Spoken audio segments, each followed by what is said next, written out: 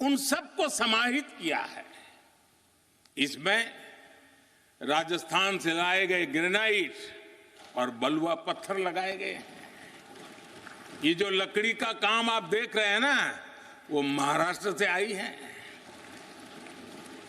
UP में भदोही के कारीगरों ने इसके लिए अपने हाथ से कालीनों को बुना है।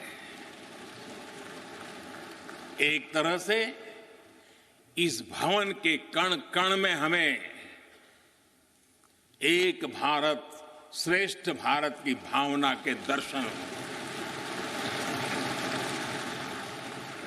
साथियों, संसद के पुराने भवन में सभी के लिए अपने कार्यों को पूरा करना कितना मुश्किल हो रहा था, ये हम सभी जानते हैं।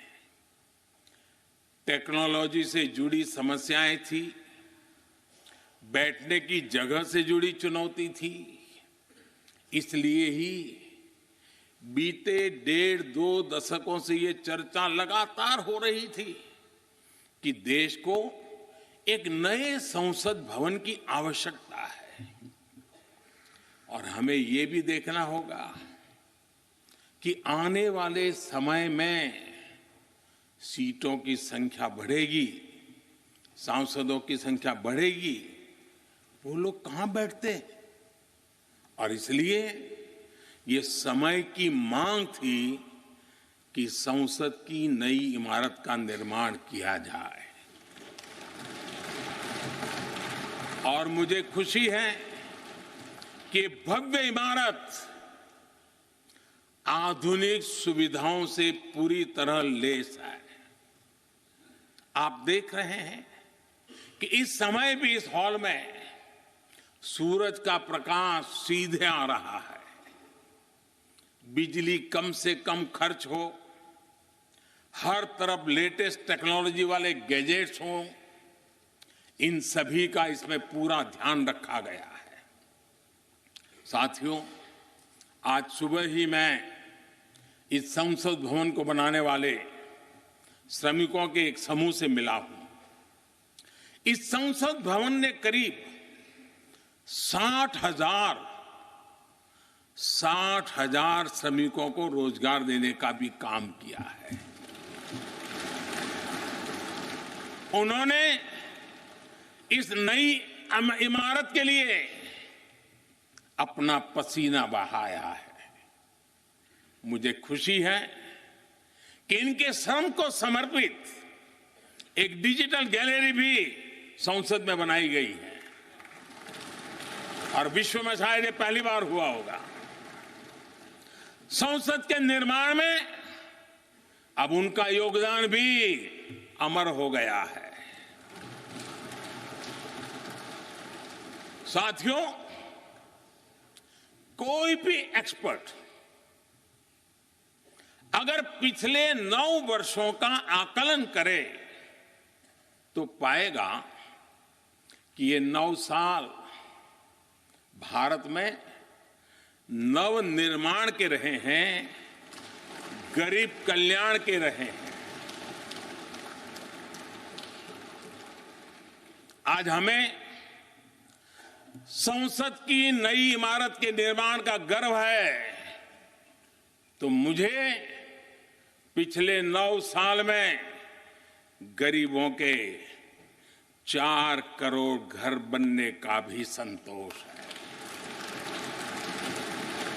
आज जब हम इस भव्य इमारत को देखकर अपना सर ऊंचा कर रहे हैं, तो मुझे पिछले 9 साल में बने 11 करोड़ शौचालयों का भी संतोष है, जिन्होंने महिलाओं की गरिमा की रक्षा की, उनका सर ऊंचा कर दिया।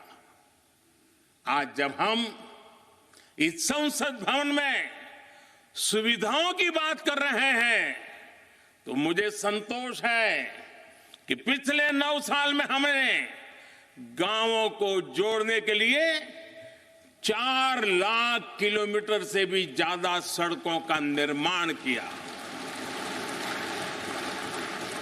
आज जब हम इस इको फ्रेंडली इमारत को देखकर खुश हैं, तो मुझे संतोष है कि हमने पानी की एक एक बूंद बचाने के लिए 50,000 से ज्यादा अमृत सरोवरों का निर्माण किया है। आज जब हम इस नए संसद भवन की लोकसभा और राज्यसभा को देखकर उत्सव मना रहे हैं, तो मुझे संतोष है कि हमने देश में 30,000 से ज्यादा नए पंचायत भवन भी बनाए हैं। यानी पंचायत भवन से लेकर संसद भवन तक हमारी निष्ठा एक ही है, हमारी प्रेरणा एक रही। देश का विकास, देश के लोगों का विकास। साथियों, आपको ध्यान होगा 15 अगस्त को लाल किले से मैंने कहा था, यही समय है, सही समय है।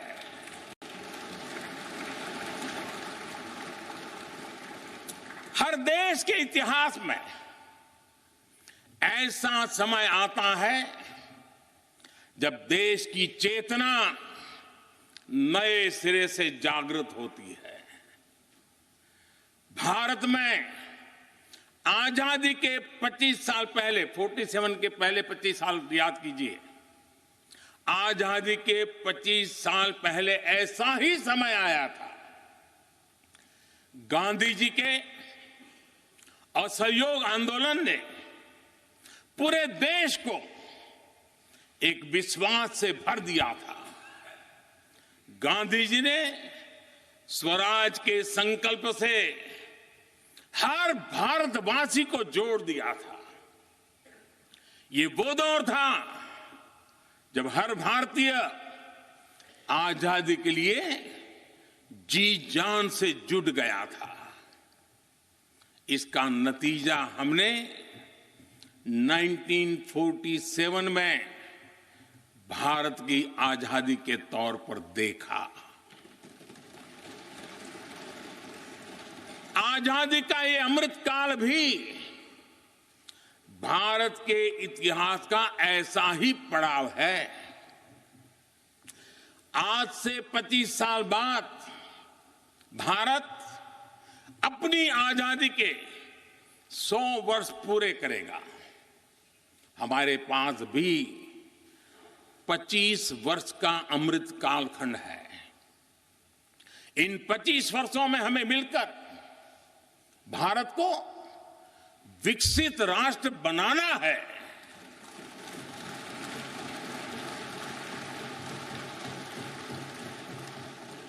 लक्ष्य बड़ा है, लक्ष्य कठिन भी है, लेकिन हर देशवासी को आज इसके लिए जी जान से जुटना ही है।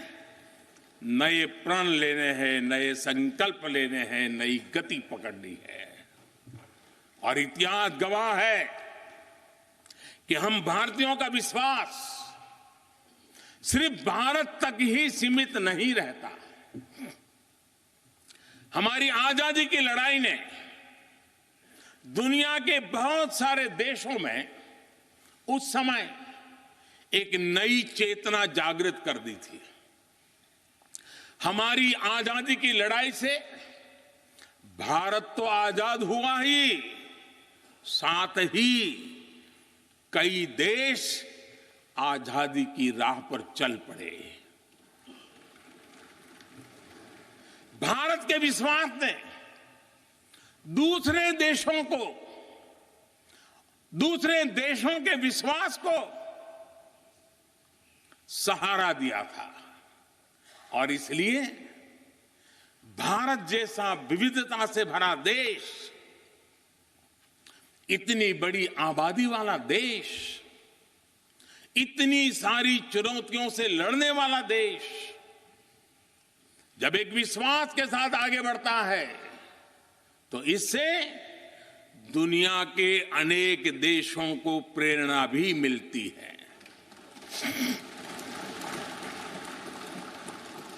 भारत की हर सफलता आने वाले दिनों में दुनिया के अलग अलग भूभाग में अलग अलग देशों की सफलता के रूप में प्रेरणा का कारण बनने वाली है।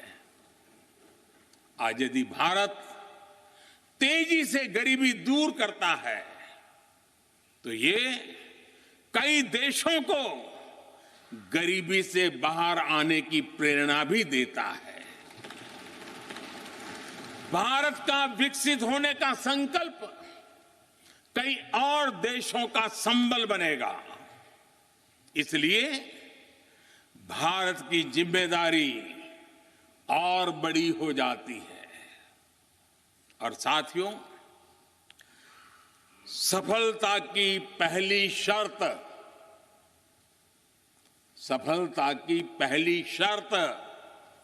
सफल होने का विश्वास ही होती है। ये नया संसद भवन इस विश्वास को नई बुलंदी देने वाला है। ये विकसित भारत के निर्माण में हम सभी के लिए नई प्रेरणा बनेगा। ये संसद भवन हर भारतीय के कर्तव्य भाव को जागृत करेगा। मुझे विश्वास है इस संसद में जो जनप्रतिनिधि बैठेंगे वे नई प्रेरणा के साथ लोकतंत्र को नई दिशा देने का प्रयास करेंगे।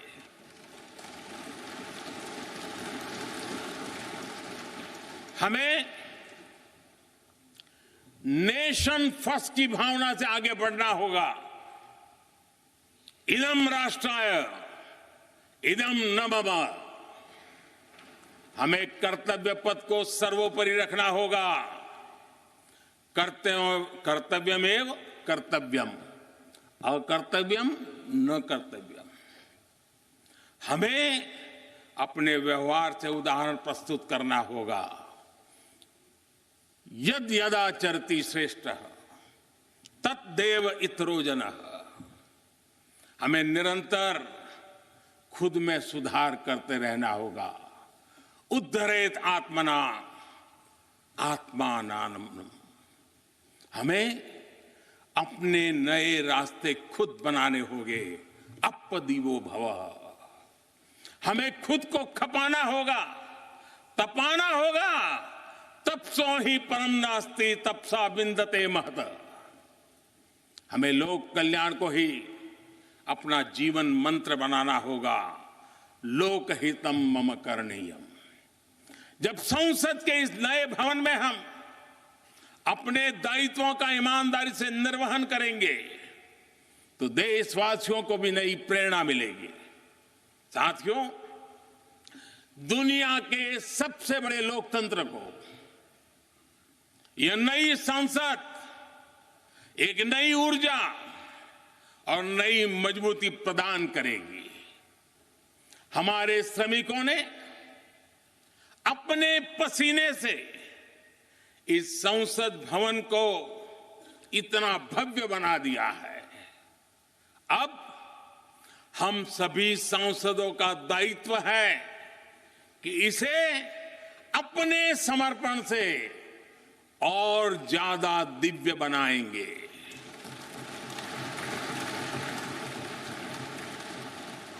एक राष्ट्र के रूप में हम सभी 140 करोड़ भारतीयों का संकल्प ही इस नई संसद की प्राण प्रतिष्ठा है।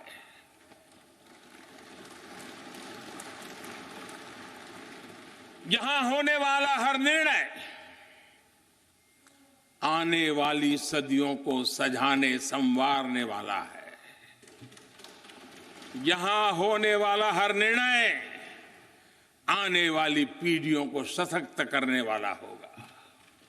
यहां होने वाला हर निर्णय भारत के उज्ज्वल भविष्य का आधार बनेगा।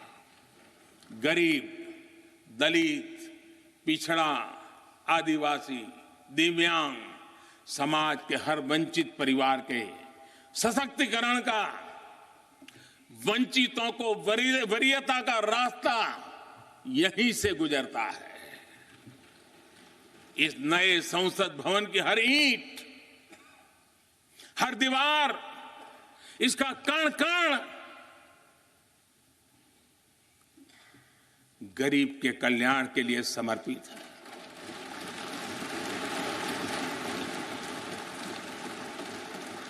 अगले 25 वर्षों में